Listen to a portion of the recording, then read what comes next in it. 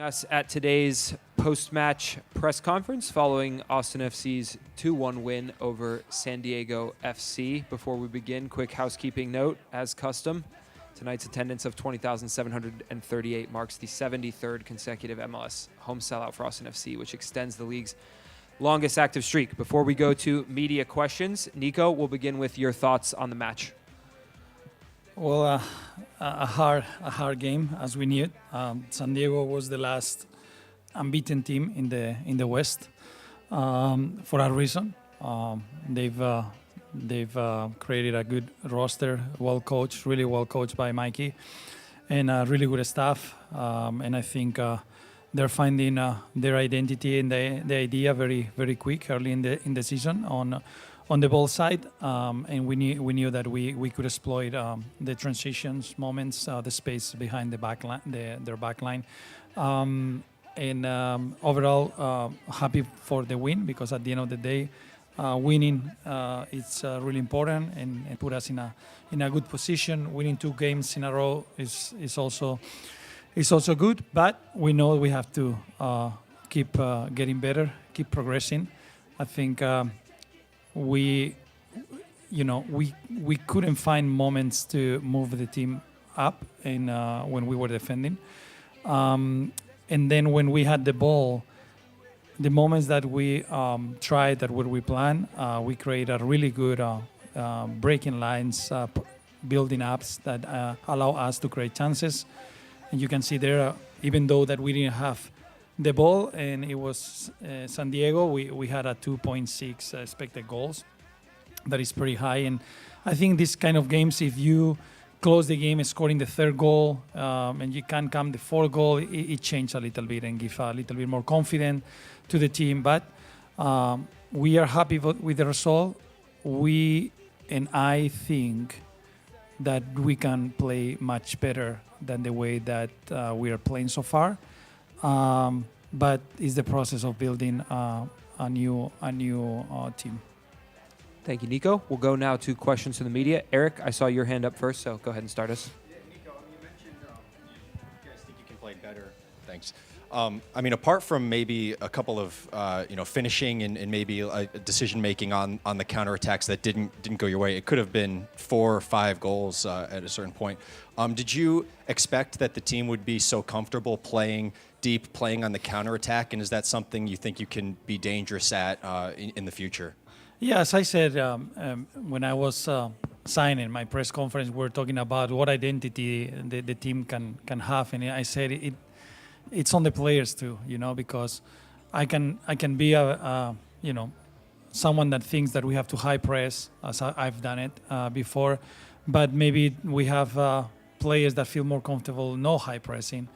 I can say, okay, we have to put crosses because we think the forwards are good on that, but they're good on into spaces also. And then I think we're finding a really good way to create quality chances. I always like to talk about quality chances, and it is 2 ways that I think we can do it, is on transition and also from build-up, drawing opponents' pressure in order to break lines to attack the space behind their opponent backline.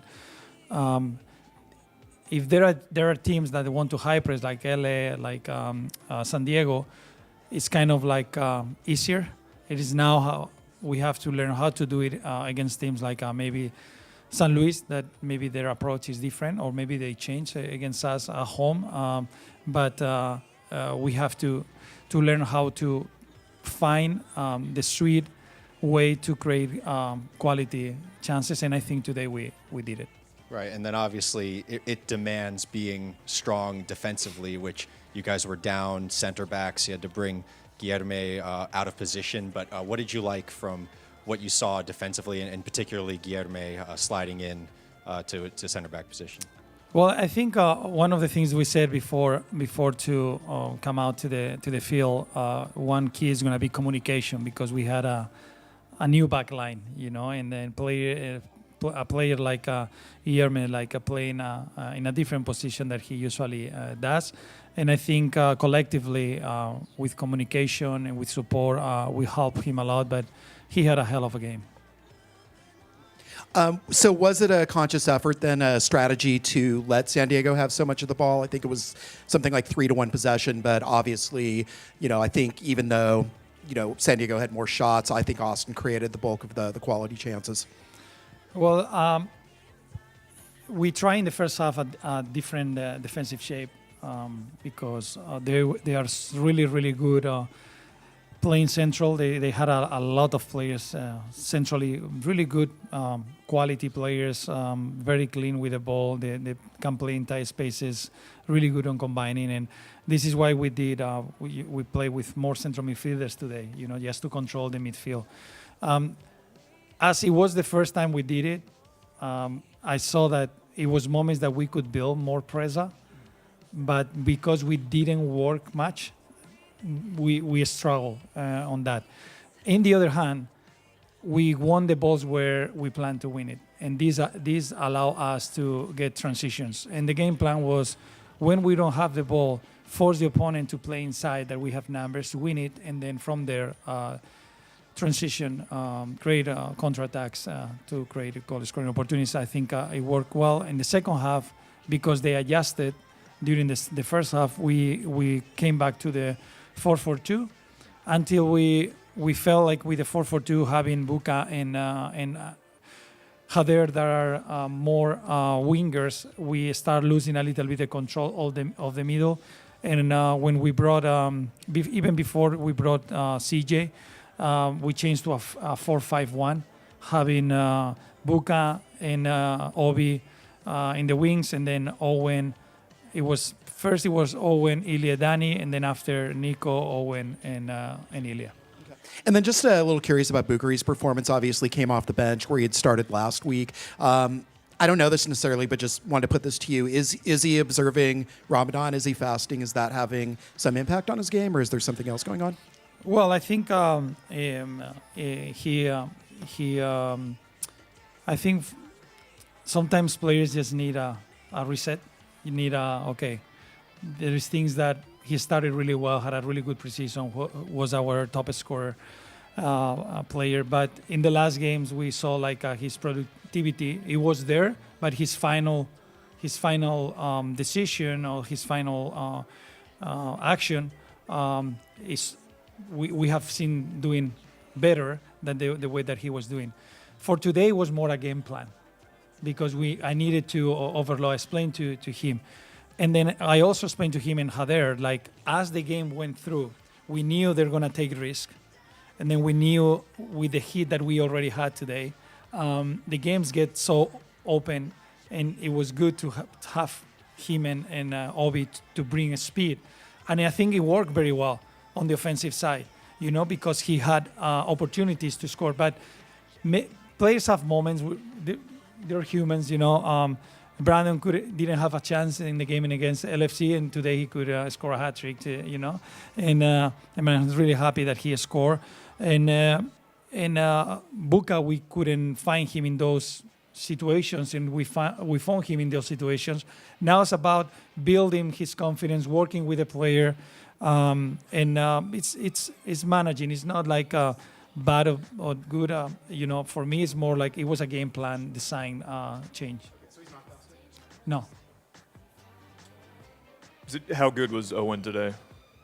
Sorry? How strong, how well did Owen play today? I mean, I think everyone can see how every single game he adds something else to his game, how he's becoming one of the important players in the team, how when things are tough, he's communicating with players. He's changing things on the field. He's communicating with the bench. And we just have to be patient with a young player like him because he's giving the right steps, and just we have to enjoy. How many assists he had today if our attackers scored the goals. It could be maybe a record in the league today. But he's providing a lot on the offensive side, but defensively he's working really, really hard. I think he's becoming that consistent, connected player that can make the difference in this league. Were you surprised with San Diego's back line just, and sounds like not, but I mean, they were just begging you to play through balls, long balls, balls over the top, with how high they were playing and maybe loose? I mean, I probably think that they also got surprised with the defensive shape that we showed, that they probably didn't expect. They prepared for other things, and it was more on us that we surprised them than them like trying to figure out that. We also changed our build-up shape. We had a lot of players inside, and probably they wanted to be aggressive, but then we knew that they can be aggressive team, but we prepare ourselves well to break them. I think we were really good also in transition, and this is why it looked. I think we had the energy, we had the willingness to run, and it helped everyone, to look better on those situations. But if you look at San Diego's numbers, their numbers attacking and defending were top 5, top 6 in the league, and they are doing an amazing job. But I think today maybe we surprised them. Yeah, congrats on the win, Coach. Vasquez looked to have a little bit higher positioning without the ball than he did last week against LAFC. Was that a deliberate strategy? Who? Vasquez? Yes. We're learning. As I told you, I would like to have the crystal ball, and then, but I don't have it. And we're just learning, and I'm learning through every week. And thank God we're winning, right? But it's just trying to do my best to put every player in the best position to perform, and I think we're getting things getting close to connect all the dots and see a team that it's really fun to watch. Yeah, and then you kind of touched on this, but started the match without Buka, without Obrian, without any natural wingers. Was the plan just to kind of overload the central and then hit San Diego on the break? Yeah, and this is what I talk. It's as coaches, if you win, it looks like your plan it was amazing, and then if you're not, I mean, I wanted to try something different. I saw LA Galaxy game against them. I saw RSL game against them. They both play in a back of four, and they do a 4-4-2. They try different things and didn't work. And then we just came up with, as a staff, with this idea of it's gonna be a midfield battle, and then we just need to have midfielders and win the midfield battle, and from there grow in the game. I saw also against Columbus they play 5 in the back, 5-3-2, and then against San Luis they play 5-2-1-2, and they had more problems to get what they want. For us to not change everything and keep the 4, we decided to do it that way. But we'll learn from this to be better and try to surprise them the next time we play against them. Nico, tener a Gallagher de un lado y a Comaneci es la primera. Primeramente, la alineación nosotros no nos la esperábamos, nos gustó demasiado. Tener a Gallagher y a Comaneci en los lados, ¿qué fue lo que aportó al equipo?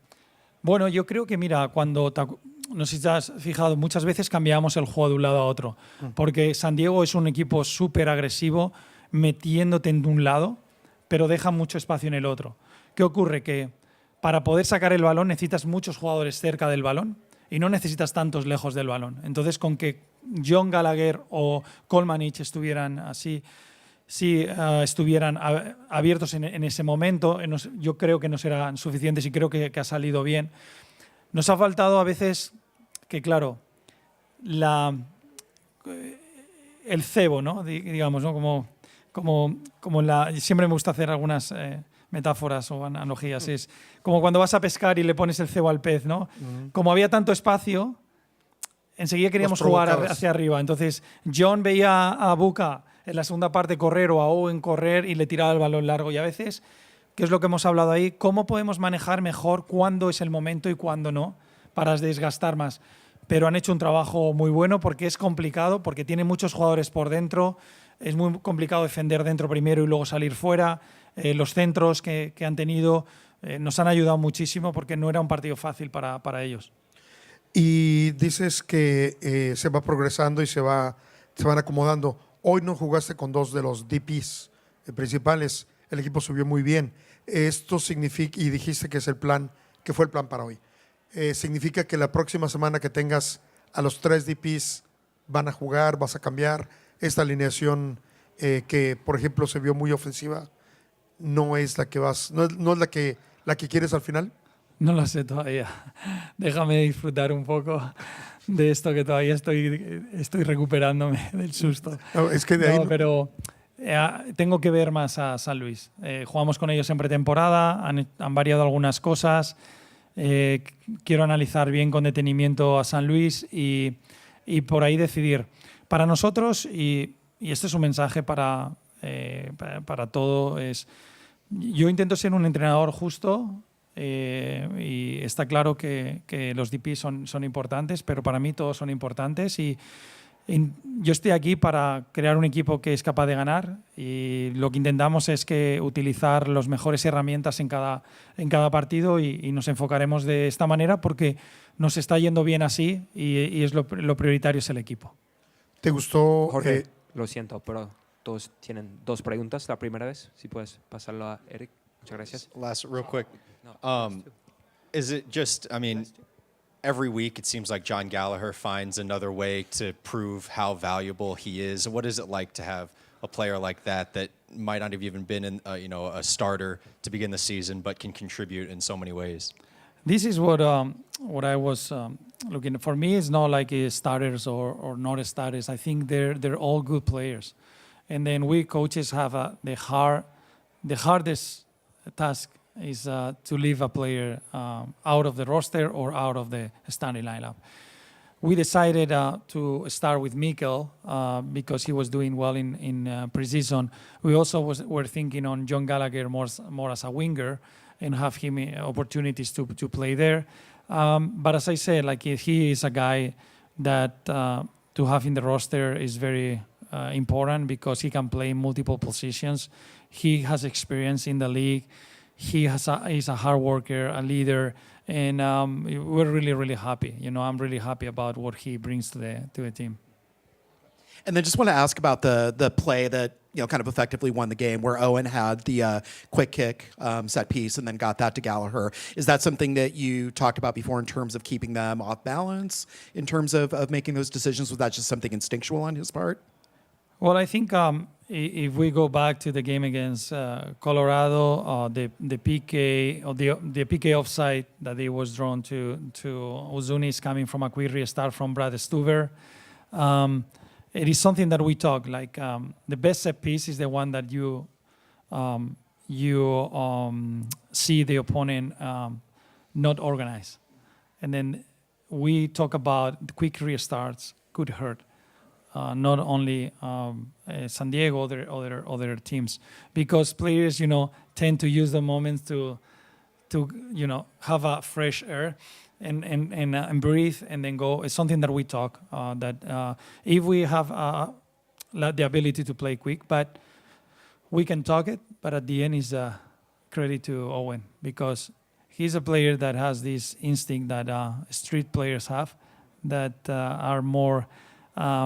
Know how to play the other game, and then he did a really good job on that, and we're really happy that he decided that because helped us to score. Precisamente cuando termina el partido se veía como que Owen estaba molesto por algo, se ganó el partido, pero ¿por qué todos se acercaron incluso usted 2 veces, a hablar con él? ¿Qué tenía? No, él es muy competitivo. Y vive el partido con mucha intensidad y ha estado ayudando desde dentro del campo a organizar algunos aspectos que teníamos. Y bueno, para mí todos son hoy el hombre del partido y se lo he dicho a cada uno. Ha sido elegido Brandon, pero todos para mí y he ido a decírselo a él también. Pero él es un chico que tiene muy claro lo que quiere y es muy buen compañero y la verdad que está bien. Es su carácter competitivo y que, como todos, podemos jugar mejor y no quiere defender tanto, ¿no? Y al final tener el balón. No, yo creo que él va a defender lo que haga falta porque lo ha demostrado, pero es verdad que queremos encontrar un equilibrio mejor entre cuando tenemos el balón y cuando no. Y él simplemente es que cuando está cansado no se le puede ni hablar.